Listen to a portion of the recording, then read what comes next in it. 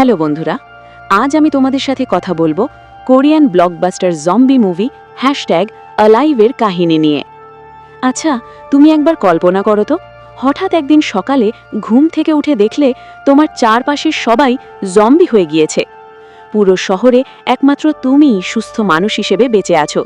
বাইরে যাওয়ার কোনো সুযোগ নেই, কারণ পা বাড়ালেই হাজার হাজার ক্ষুধার্ত জম্বি তোমাকে ছিঁড়ে খাবে।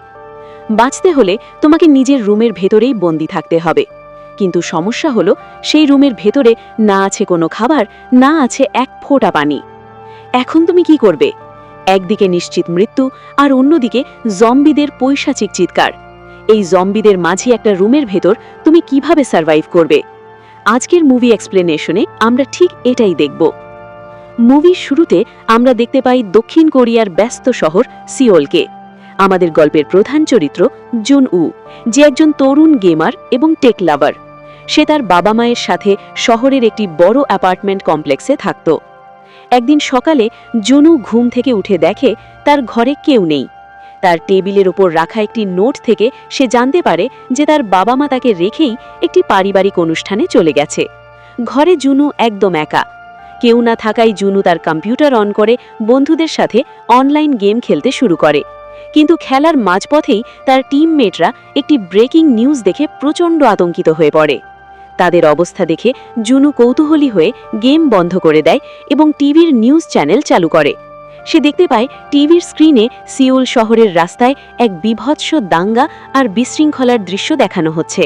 কিন্তু শুরুতে সে এটাকে সাধারণ কোনো দাঙ্গা মনে করলেও কিছুক্ষণের মধ্যেই সে বুঝতে পারে শহরটিতে আসলে কোনো দাঙ্গা নয়, বরং এক অজানা এবং ভয়ঙ্কর ভাইরাস ছড়িয়ে পড়েছে। তার কারণে সবাই জম্বি হয়ে যাচ্ছে। টিভির খবর দেখে জুনু একদম হতভম্ব হয়ে যায়। নিজের চোখে বিশ্বাস না করতে পেরে সে ছুটে যায় তার অ্যাপার্টমেন্টের বারান্দায়।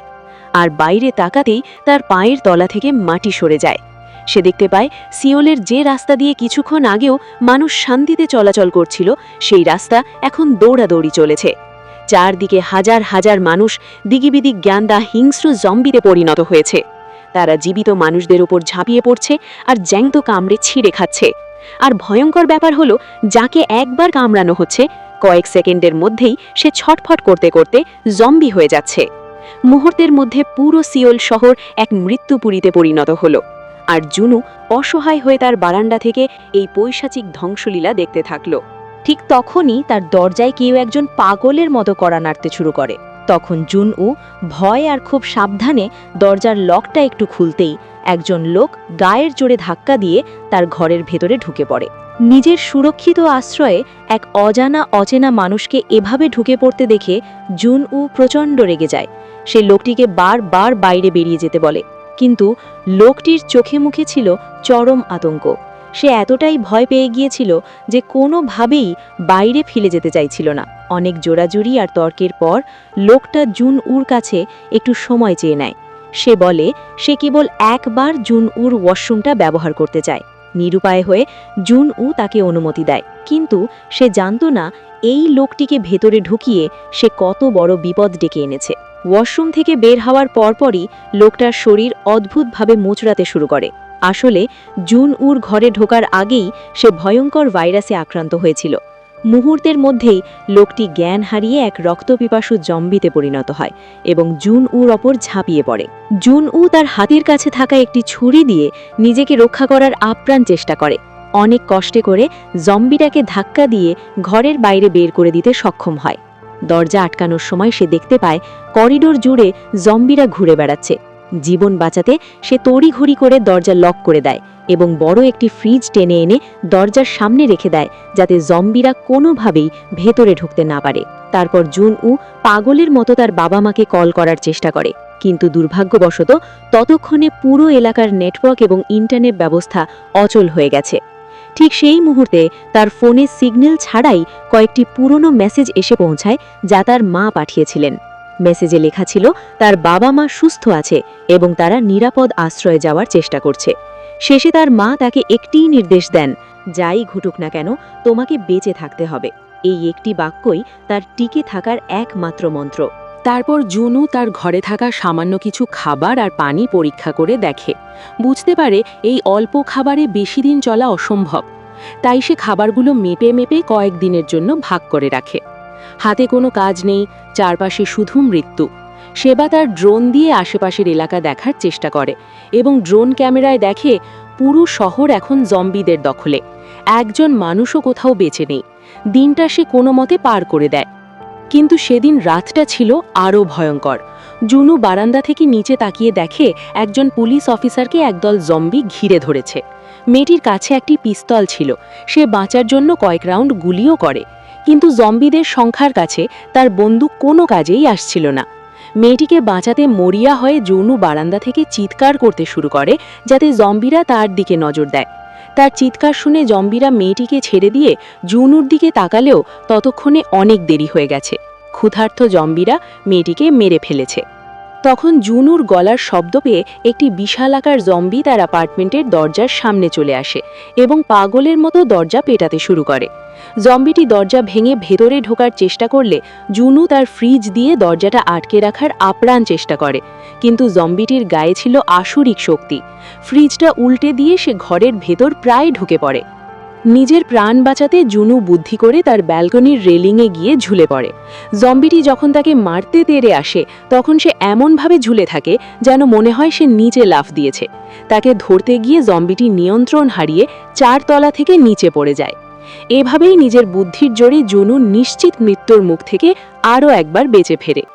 তারপর ঘরে ঢোকে, দেখে ধস্তাধস্তির সময় ফ্রিজটা উল্টে যাওয়ায় তার সঞ্চিত সব খাবার নষ্ট হয়ে গেছে। এই ভয়াবহ পরিস্থিতিতে খাবারের একটা দানা নষ্ট হওয়া মানেই মৃত্যুর আরও কাছে চলে যাওয়া। প্রচণ্ড হতাশায় ভেঙে পড়া জুনু ঘরে থাকা কয়েক বোতল মদ খেয়েই পরের 15টি দিন ঘোরের মধ্যে পার করে দেয়। তার শরীর দিন দিন নিস্তেজ হয়ে আসছিল। ঠিক এমন সময় তার ফোনে একটি ভয়েস মেসেজ আসে। মেসেজটি ছিল তার বাবার, কিন্তু রুমের ভেতর নেটওয়ার্ক না থাকায় সে মেসেজটা শুনতে পারছিল না। জীবনের মায়া ত্যাগ করে সে বারান্দার রেলিংয়ের বাইরে ফোনটা উঁচিয়ে ধরে অনেক কষ্টে নেটওয়ার্ক পায়, কিন্তু ভয়েস মেসেজটি শোনার পর জুনু কান্নায় ভেঙে পড়ে। সে শুনতে পায় যখন তার বাবা মেসেজটি রেকর্ড করছিলেন, ঠিক সেই সময়ে একদল জম্বি তাদের উপর ঝাঁপিয়ে পড়ে। তার বাবা মায়ের সেই আর্তনাদ আর শেষ বিদায়ের শব্দ শুনে জুনুর পায়ের তলা থেকে মাটি সরে যায়। মা বাবাকে হারানোর শোক আর রাগে জুনু পাগল হয়ে ওঠে। সে ঘরের সবকিছু ভাঙচুর করতে শুরু করে। এক পর্যায়ে সে জীবনের মায়া ছেড়ে একটি লাঠি নিয়ে অ্যাপার্টমেন্টের করিডোরে বেরিয়ে আসে এবং সামনে পাওয়া একটি জম্বিকে পিটিয়ে মেরে ফেলে। সে পাগলের মতো চিৎকার করতে থাকে যেন সব জম্বি এসে তাকে মেরে ফেলে। তার চিৎকারে জম্বিরা এগিয়ে আসতে থাকে, কিন্তু শেষ মুহূর্তে তার ভেতরে বেঁচে থাকার আদিম প্রবৃত্তি জেগে ওঠে। সে কোনো মতে লুকিয়ে নিজেকে বাঁচায় এবং আবার নিজের ঘরে ফিরে আসে। এভাবে কোনো খাবার ছাড়া কেবল ধুঁকে ধুঁকে সে আরও 5টি দিন পার করে দেয়।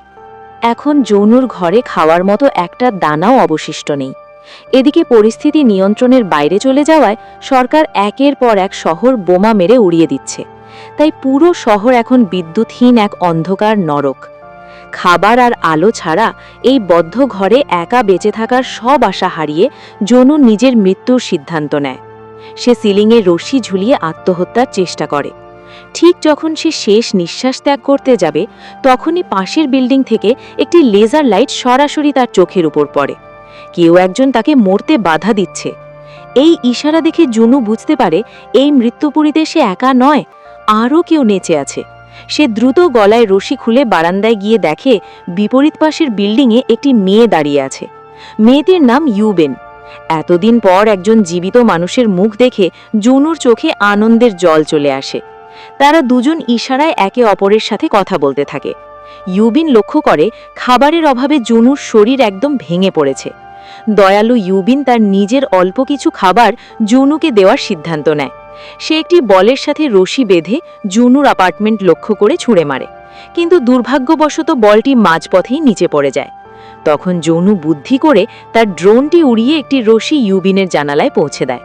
সেই রশি দিয়ে ইউবিন তাকে কিছু খাবার আর পানি পাঠায়। বহু দিন পর খাবারের স্বাদ পেয়ে জুনু পাগলের মতো খেতে থাকে। কিন্তু ঠিক সেই মুহূর্তে শুরু হয় এক হাড় কাঁপানো আতঙ্ক। ইউবিন যে বলটি ছুঁড়েছিল সেই রশি বেয়ে একটি জম্বি উপরে উঠতে শুরু করে। রশিটি ইউবিনের রুমের একটি টেবিলের সাথে বাঁধা ছিল। জুনু এটা দেখে চিৎকার করে তাকে সতর্ক করতে চায়, কিন্তু ইউবিন কিছু বোঝার আগে জম্বিটির হ্যাঁচকা টানে টেবিলটি সরে গিয়ে ইউবিনকে সজোরে ধাক্কা দেয়। মাথায় আঘাত পেয়ে ইউবিন সেখানেই অজ্ঞান হয়ে পড়ে যায়। জুনু দেখে জম্বিটি আর কয়েক সেকেন্ডের মধ্যে ইউবিনের ঘরে ঢুকে তাকে ছিঁড়ে খাবে। ইউবিনকে বাঁচাতে জুনু মরিয়া হয়ে তার ড্রোনটি দিয়ে জম্বিটাকে বাধা দেওয়ার চেষ্টা করে, কিন্তু জম্বিটি এক থাবায় ড্রোনটা ধরে ভেঙে চুরমার করে দেয়। এখন আর কোনো উপায় নেই, মৃত্যু যেন একদম সামনে। ঠিক শেষ মুহূর্তে ইউবিনের জ্ঞান ফেরে। সে অসীম সাহসের সাথে জম্বিটাকে ধাক্কা দিয়ে বারান্দা থেকে নিচে ফেলে দেয়। এভাবেই ভাগ্যের জোরে তারা দুজন এই যাত্রায় প্রাণে বেঁচে যায় এবং একে অপরের পরম বন্ধুতে পরিণত হয়। এভাবে আরও কয়েকদিন কেটে যায় এবং তাদের দুজনের জমানো সব খাবার শেষ হয়ে আসে। ক্ষুধার জ্বালায় জুনু এবার জীবনের ঝুঁকি নিয়ে নিজের অ্যাপার্টমেন্টের ওপরের তলাগুলোতে খাবারের সন্ধানে বের হয়। সে একটি ফ্ল্যাটের দরজা খোলা পায় এবং ভেতরে ঢুকে দেখে সেখানে প্রচুর খাবার সাজানো আছে। জুনু দ্রুত সে খাবারগুলো নিজের ব্যাগে ভরে নেয়, কিন্তু বের হওয়ার সময় হঠাৎ একটি জম্বি তার উপর ঝাঁপিয়ে পড়ে। এক রুদ্ধশ্বাস লড়াই শেষে জুনু কোনো মতে নিজের রুমে ফিরে আসতে সক্ষম হয়। সে নিজের জন্য কিছু খাবার রেখে বাকিটা ইউবিনকে পাঠিয়ে দেয় এবং সাথে একটি ওয়াকি টকি দিয়ে দেয়। এতদিন পর তারা সরাসরি একে অপরের গলার আওয়াজ শুনতে পায়। ওয়াকি টকিতে কথা বলে তাদের একাকিত্ব কিছুটা কমে এবং তারা দুজন অনেক সাহস পায়। এভাবেই আরও কিছুদিন তারা একে অপরের সাথে কথা বলে পার করে দেয়। একদিন কথা বলার সময় তারা বাইরে থেকে প্রচণ্ড শোরগোল শুনতে পায়। বারান্দায় গিয়ে তারা দেখে সব জম্বি কেমন যেন উত্তেজিত হয়ে দৌড়াদৌড়ি করছে। ভয়ে তারা যে যার ঘরের ভেতর লুকিয়ে পড়ে, কিন্তু দুর্ভাগ্যবশত ইউবিনের হাতে লেগে একটি জিনিস নিচেতে পড়ে যায়। সেই সামান্য শব্দে একদল হিংস্র জম্বি ইউবিনের দরজার সামনে এসে জড়ো হয়। মনে হচ্ছিল কিছুক্ষণের মধ্যেই তারা দরজা ভেঙে ভেতরে ঢুকে পড়বে। ইউবিনকে বাঁচাতে জুনু তার বুদ্ধি কাজে লাগায়। সেই ইউবিনের পাশের ফ্ল্যাটের ল্যান্ডফোনে কল দেয়। টেলিফোনের শব্দ শুনে জম্বিরা ধোঁকা খেয়ে সেদিকে চলে যায় এবং ইউবিন বড় এক বিপদ থেকে বেঁচে যায়। তবে তারা বুঝতে পারে এভাবে ঘরে বন্দি থাকলে একদিন না খেয়ে মরতে হবে, আর বাইরে গেলে জম্বিদের হাতে। তখন ইউবিন ওয়াকি টকিতে জুনুকে বলে সে লক্ষ্য করেছে জুনুর অ্যাপার্টমেন্টের ৮ তলায় কোনো জম্বি নেই। জায়গাটা একদম শান্ত এবং নিরাপদ মনে হচ্ছে। হয়তো সেখানে কোনো ফ্ল্যাটে খাবার পাওয়া যেতে পারে। তাই জীবন বাঁচানোর শেষ চেষ্টা হিসেবে তারা দুজনে সিদ্ধান্ত নেয় যেভাবেই হোক তারা এই নরকপুরী পাড়ি দিয়ে সেই ৮ তলায় গিয়ে পৌঁছাবে। নিজেদের রুম থেকে বেরিয়ে তারা সিঁড়ি ব্যবহার না করে বারান্দা থেকে রশি বেয়ে নিচে নেমে আসে, কারণ সিঁড়িতে ছিল জম্বিদের ভিড়। কিন্তু নিচে নামার সাথে সাথেই এক দল জম্বি তাদের দিকে তেড়ে আসে। জীবন হাতের মুঠোয় নিয়ে তারা প্রচণ্ড লড়াই করে দৌড়ে সেই অ্যাপার্টমেন্টের ৮ তলায় গিয়ে পৌঁছায়। কিন্তু সেখানে গিয়ে তাদের ভুল ভাঙে। তারা দেখে পুরো ৮ তলাও জম্বিতে ঠাসা। সিঁড়ি দিয়ে জম্বিরা তাদের দিকে উঠে আসছে, আর প্রতিটি ফ্ল্যাটের দরজা ভেতর থেকে শক্ত করে বন্ধ।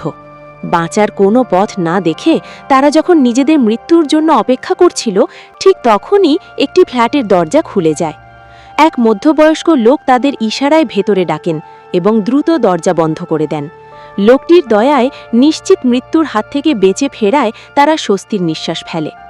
লোকটি তাদের জানায় যে উদ্ধারকারী হেলিকপ্টার খুব শীঘ্রই আসবে এবং তারা যেন এই বিল্ডিংয়ের ছাদে গিয়ে অপেক্ষা করে। হেলিকপ্টার সেখান থেকেই সবাইকে উদ্ধার করবে। এই আশার কথা শুনে জুনউ আর ইউবিন খুশিতে আত্মহারা হয়ে যায়। এরপর লোকটি তাদের অনেক যত্ন করে কিছু খাবার দেয়, কিন্তু ইউবিনের নুনে খটকা লাগে। লোকটির ব্যবহার তার কাছে রহস্যময় মনে হয়। তবে প্রচণ্ড ক্ষুধার কাছে হার মেনে তারা দুজনেই সেই খাবার খেতে শুরু করে। কিন্তু দুর্ভাগ্যবশত খাবারে ড্রাগ মেশানো ছিল। খাবার শেষ করার সাথে সাথেই তারা দুজনেই অচেতন হয়ে লুটিয়ে পড়ে। অজ্ঞান হবার পরপরই সেই লোকটি তাদের হাত পা দড়ি দিয়ে শক্ত করে বেঁধে ফেলে। যাকে তারা উদ্ধারকর্তা ভেবেছিল সে আসলে তাদের জন্য জম্বিদের চেয়েও বড় বিপদ হয়ে সামনে দাঁড়ায়। লোকটি কেন এমন জঘন্য কাজ করল তা কিছুক্ষণ পরেই পরিষ্কার হয়ে যায়। তার স্ত্রী ছিল একজন জম্বি যে কোনো সাধারণ খাবার খেতে পারছিল না। তাই লোকটি তার জম্বি স্ত্রীকে বাঁচিয়ে রাখতে জ্যান্ত মানুষ খাবার হিসাবে দিচ্ছিল। সেই ইউবিনকে টেনে একটি ঘরে ঢুকিয়ে দেয় যাতে তার স্ত্রী তাকে ছিঁয়ে খেতে পারে। ইউবিন বাঁচার জন্য অনেক চিৎকার করলেও লোকটা বাইরে থেকে দরজা আটকে রাখে। জুন উ তার জ্ঞান ফিরে পাওয়ার পর একটি বন্দুক নিয়ে লোকটাকে বলে দরজা খোলার জন্য, কিন্তু লোকটি তাতেও দরজা খুলছে না। হঠাৎ ইউবিনের চিৎকার থেমে যায়। তারপর লোকটি ঘরের দরজা সামান্য ফাঁক করে ভেতরে তাকাতেই ইউবিন তাকে প্রচণ্ড জোরে ধাক্কা দিয়ে জম্বি স্ত্রীর দিকে ঠেলে দেয়। বুদ্ধিমান ইউবিন নিজেকে চাদর দিয়ে পেঁচিয়ে এক কোণায় লুকিয়েছিল, আর জম্বি মহিলাটি নিজের স্বামীকেই আক্রমণ করে বসে।